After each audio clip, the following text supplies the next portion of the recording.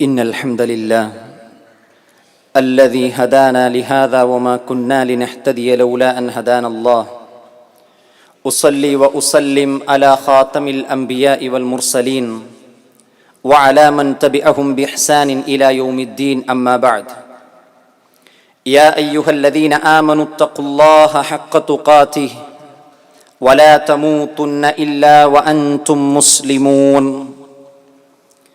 ഏറെ ബഹുമാനം നിറഞ്ഞ സത്യവിശ്വാസികളായ സഹോദരങ്ങളെ, അല്ലാഹു സുബ്ഹാനഹു തആലയുടെ വിധിവിലക്കുകൾ ജീവിതത്തിൻ്റെ മുഴുവൻ മേഖലകളിലും പാലിച്ചു ജീവിക്കണമെന്ന് ആമുഖമായി സ്വന്തത്തോടും നിങ്ങൾ ഓരോരുത്തരോടും വസിയത്ത് ചെയ്യുകയാണ്, ഉപദേശിക്കുകയാണ്. പ്രവാചകൻ സല്ലല്ലാഹു അലൈഹി വസല്ലമക്കും വിശ്വാസികൾക്കും അല്ലാഹു സുബ്ഹാനഹു തആല ആശ്വാസം നൽകുന്ന ചില അധ്യാപനങ്ങൾ പഠിപ്പിച്ചു നൽകിയ വിശുദ്ധ ഖുർആനിലെ ഏറ്റവും മഹത്വമേറിയ സൂറത്താണ് സൂറത്തു ശർഹ്. പ്രവാചകന്റെ മക്ക കാലഘട്ടത്തിൽ അവതരിക്കപ്പെട്ട സൂറത്ത്. കേവലം 8 വചനങ്ങളാണ് അതിൽ ഉൾക്കൊള്ളുന്നതെങ്കിലും ആ വചനങ്ങൾ പ്രവാചകന്റെ മക്ക കാലഘട്ടത്തിൽ, അതേപോലെ തന്നെ പ്രവാചകന്റെ മദീന കാലഘട്ടത്തിലും പ്രവാചകന് നൽകിയ ആശ്വാസം ചെറുതൊന്നുമല്ല.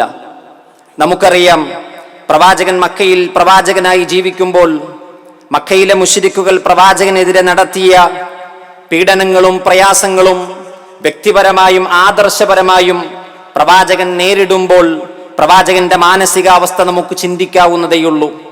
അൽ അമീൻ എന്ന ലാളനയോടുള്ള അവരുടെ വിളി, ആ വിളിക്ക് പകരം അതേ നാവുകൊണ്ട് കള്ളനെന്നും ഭ്രാന്തനെന്നും സാഹിറെന്നും മഹാനായ റസൂൽ കരീം സല്ലല്ലാഹു അലൈഹി വസല്ലമയെ മക്കയിലെ മുശ്രിക്കുകൾ തെറി വിളിച്ചുകൊണ്ടും ചീത്ത വിളിച്ചുകൊണ്ടും ആക്ഷേപിച്ചപ്പോൾ പ്രവാചകൻ സഹിച്ച മാനസിക സംഘർഷം എന്തായിരിക്കും?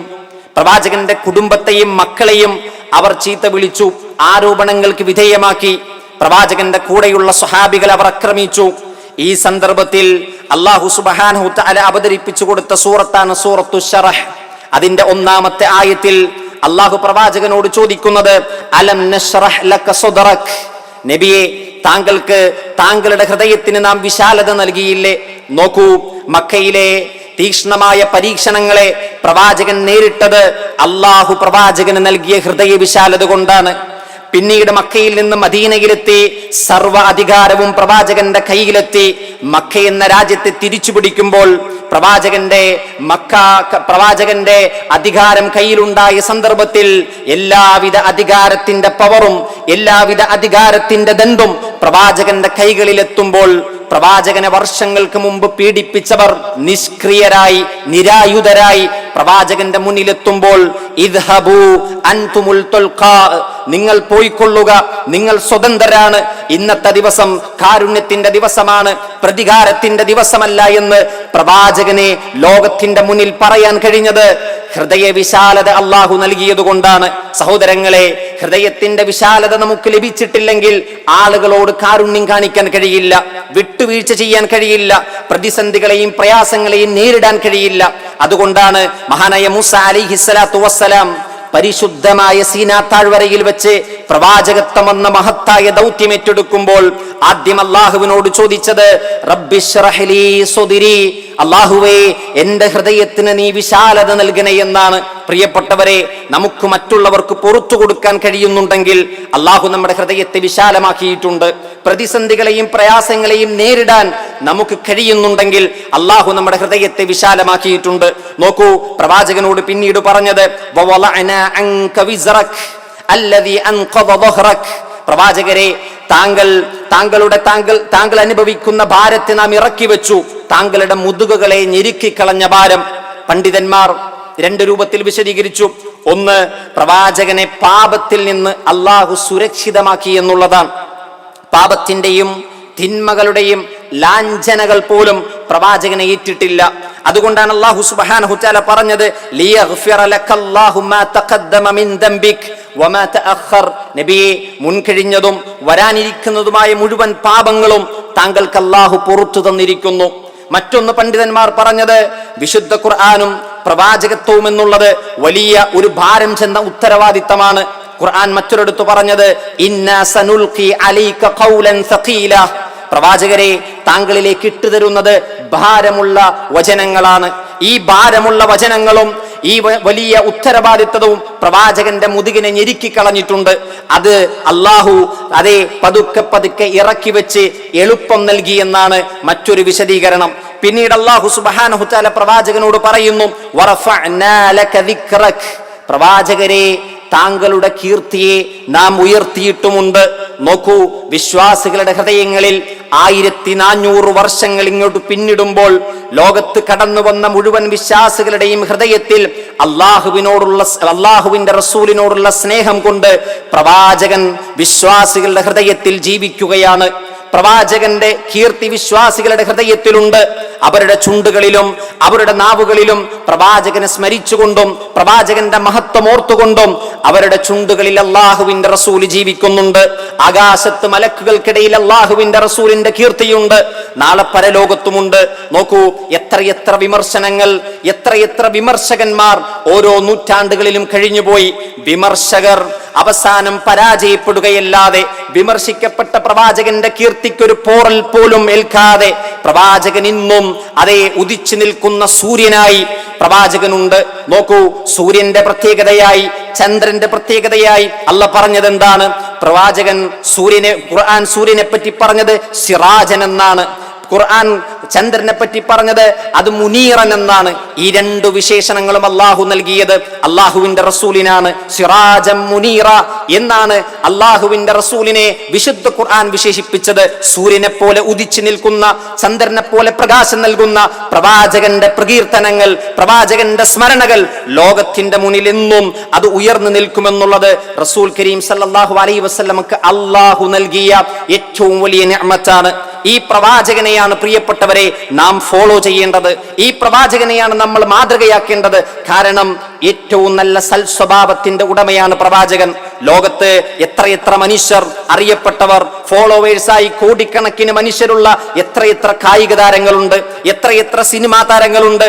അവരൊക്കെ അറിയപ്പെട്ടത് ജീവിതത്തിന്റെ ധാർമ്മികത കൊണ്ടല്ല, ജീവിതത്തിൽ അവർ ജീവിച്ച് കാണിച്ചുകൊണ്ടല്ല, ഒന്നെങ്കിൽ കളിച്ച് കാണിച്ച്, അതല്ലെങ്കിൽ അഭിനയിച്ച് കാണിച്ചുകൊണ്ടാണ്. പക്ഷേ പ്രവാചകൻ ലോകത്തിലെ വിശ്വാസികളുടെ ഹൃദയത്തിൽ ഇടം പിടിച്ചത് ജീവിച്ച് കാണിച്ചുകൊണ്ടാണ്, ധാർമ്മികത കൊണ്ടാണ്, തുല്യതയില്ലാത്ത വ്യക്തിത്വമാണ്. അതുകൊണ്ട് ആ പ്രവാചകനെ പിന്തുടരാൻ നമുക്ക് കഴിയണം. പ്രവാചകനെ സ്നേഹിക്കുന്നിടത്ത് പ്രവാചകന്റെ കൽപ്പനകളെ അനുധാവനം ചെയ്തും പ്രവാചകന്റെ വിരോധനങ്ങളെ നമ്മുടെ ജീവിതത്തിൽ നിന്ന് മാറ്റി വെച്ചുകൊണ്ടുമാണ് നാം പ്രവാചകനെ സ്നേഹിക്കേണ്ടത്. കേവലം പ്രവാചകന്റെ ഒരു ജന്മദിനം കടന്നു വരുമ്പോൾ ഞങ്ങൾ പ്രവാചകന്റെ സ്നേഹികളാണ് എന്ന് പറഞ്ഞുകൊണ്ട് പ്രവാചക സ്നേഹം ഏതെങ്കിലും ഒരു മാസത്തിലേക്ക്, ഒരു ദിവസത്തിലേക്ക് പരിമിതപ്പെടുത്തുക എന്നുള്ളതല്ല. മറിച്ച് ജീവിതത്തിലുടനീളം പ്രവാചകന്റെ അധ്യാപനങ്ങൾ ഉണ്ടാകണം. പ്രവാചകന്റെ സുന്നത്തിനെ ജീവിപ്പിക്കണം. വമൻ നഹ്യാഹ, ആരെങ്കിലും എന്റെ സുന്നത്തിനെ ജീവിപ്പിച്ചാൽ അവൻ എന്നെ ജീവിപ്പിച്ചവനെ പോലെയാണെന്ന് പ്രവാചകൻ പഠിപ്പിച്ച അധ്യാപനങ്ങൾ നാം ഓർക്കുക. പ്രവാചകനെ സ്നേഹിക്കുക. അത്തരണത്തിലുള്ള ആളുകളിൽ അള്ളാഹു നമ്മെ ഉൾപ്പെടുത്തി അനുഗ്രഹിക്കുമാറാകട്ടെ. അൽഹംദുലില്ലാഹ് അൽഹംദുലില്ലാഹി ഹഖ്ഖ ഹംദിഹി വസ്സലാത്തു വസ്സലാമു അലാ നബിയിഹി വഅബ്ദിഹി വഅലാ ആലിഹി വസ്സഹാബത്തിഹി അജ്മഈൻ. അമ്മാ ബഅദ്. അള്ളാഹുവിൻ്റെ വിധിവിലക്കുകൾ ജീവിതത്തിൻ്റെ മുഴുവൻ മേഖലകളിലും പാലിച്ച് ജീവിക്കണമെന്ന് ഒരിക്കൽ കൂടി ഉണർത്തുകയാണ്, വസിയത്ത് ചെയ്യുകയാണ്. സൂറത്തു ശറഹ് വിശ്വാസികൾക്ക് നൽകുന്ന ഏറ്റവും വലിയ ഒരു ആശ്വാസത്തിൻ്റെ മറ്റൊരു വാക്ക് ഫഇന്ന മഅൽ ഉസ്രി യുസ്റാ, ഇന്ന മഅൽ ഉസ്രി യുസ്റാ. ഏതൊരു മനുഷ്യനും തൻ്റെ ജീവിതത്തിൽ പ്രയാസങ്ങളെയും പ്രതിസന്ധികളെയും നേരിടാതെ അവൻ്റെ ജീവിതത്തിൽ മുന്നോട്ട് പോകാൻ കഴിയില്ല. ഏതെങ്കിലും ഒരു രൂപത്തിൽ പ്രയാസങ്ങൾ അനുഭവിക്കുന്നവർ നമ്മുടെ കൂട്ടത്തിലുണ്ടാവും.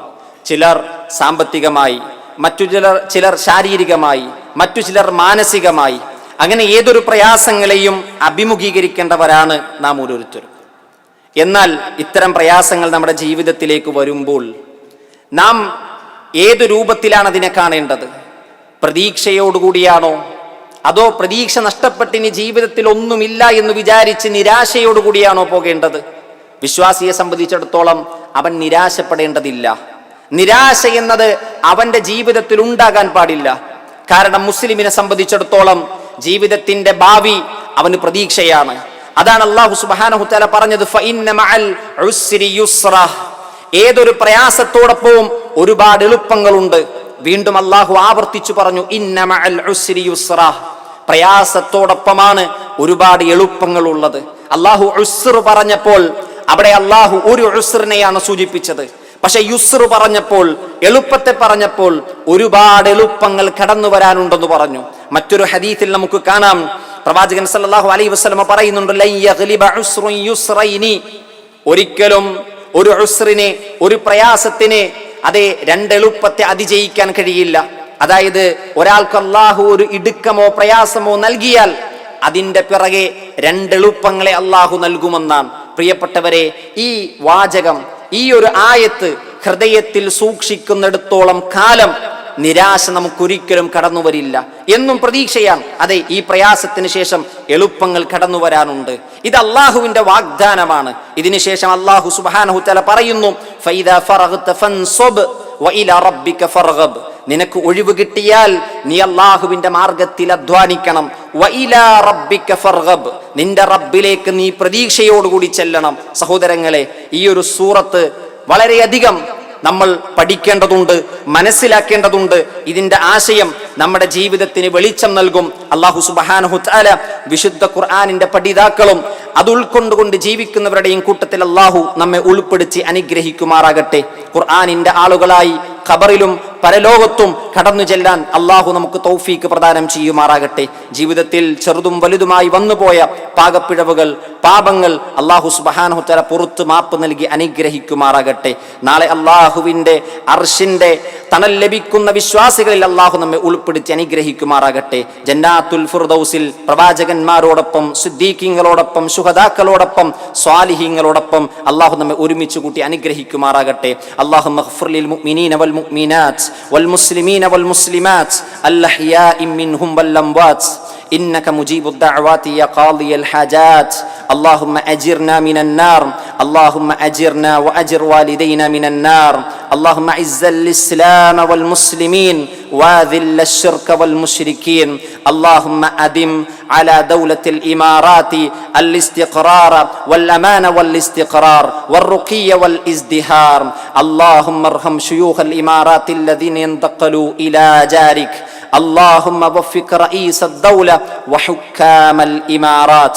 ربنا آتنا في الدنيا حسنة وفي الآخرة حسنة وقنا عذاب النار. آمين آمين برحمتك يا أرحم الراحمين والحمد لله رب العالمين.